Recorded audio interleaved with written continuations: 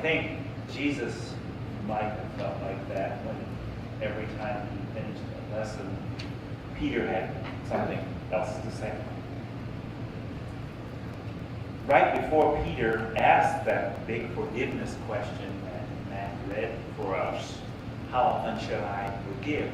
The last thing Jesus had just said is, wherever 2 or 3 of you are gathered, I will be there among you. And so when Peter asked, okay, I just need some clarification.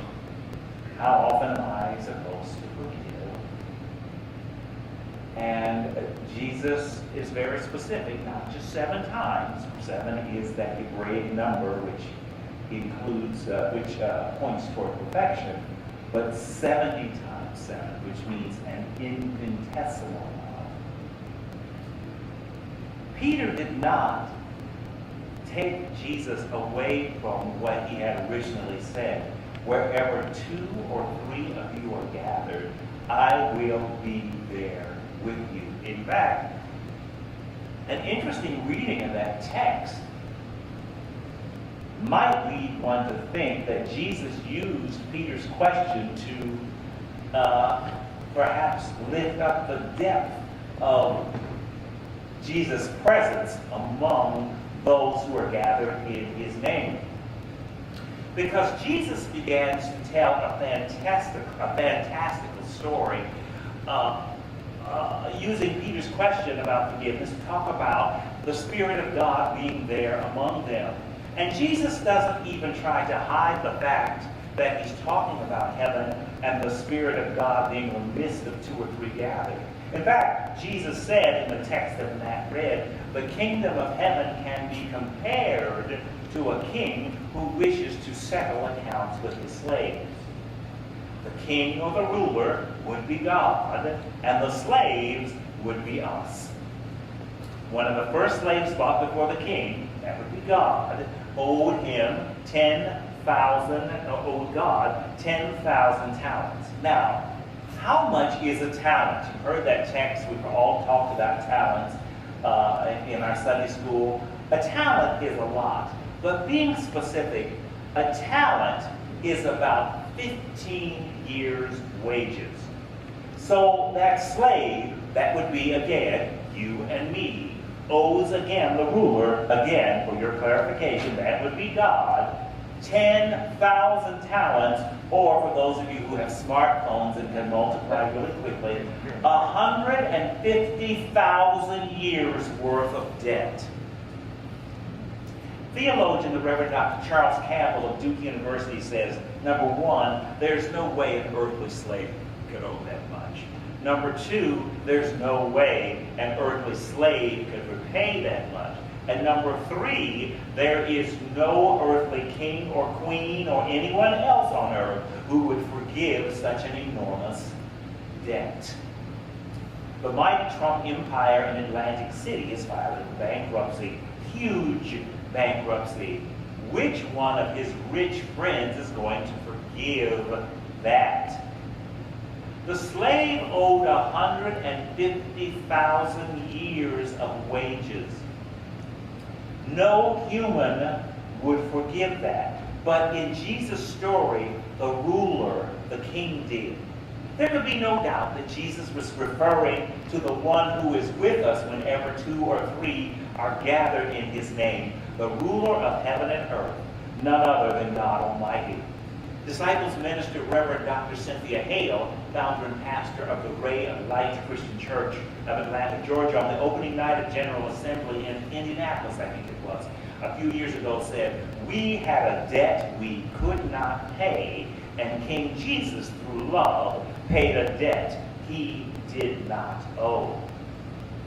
There is no doubt that only God could excuse such an enormous debt. It is called grace and mercy. But oh, how quickly we slaves forget. The slave, now ironically free from debt, again, that slave would be us, but still indentured and beholden to the king. And again, in case you forgot, that would be God, rushed out into the streets and ran into an associate slave who owed him a few weeks' back funds. That is what a denarii is, about a week's wages.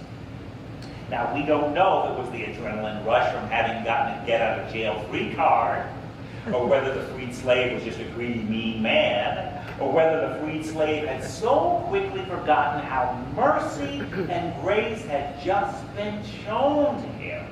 But the freed slave, again, that would be us, had his friend thrown into jail until he could pay a little debt after he had been excused from having to pay such an enormous debt. Now, jail in the first century was not like jail in the 21st century as we understand it. Imprisoned slaves could have their families come and visit, they could entertain there, they could leave and go to work, but still they were in jail. They were incarcerated, unable to be at home with their own family. When the fellow slaves, who were more like indentured servants with some freedom of movement, not like the slavery as we understood it in the early part of America, saw what the forgiven slave had done to his fellow slave who owed only a little money, of course they ran and told the forgiver. They told. Well, the king, in whose authority, in whose hands all authority rested, was furious. So he reassigned the first slave, us, that 150,000 years debt, and threw him into prison and tortured him until he could pay the debt. As Matt alluded to in his lovely communion message this morning, forgiveness, forgiving, and being forgiven is an interesting situation, a conundrum, a situation that is full on at least two sides and perhaps more. What is forgiveness, and how do we do it? How do we exercise that feeling of anger and resentment out of our body?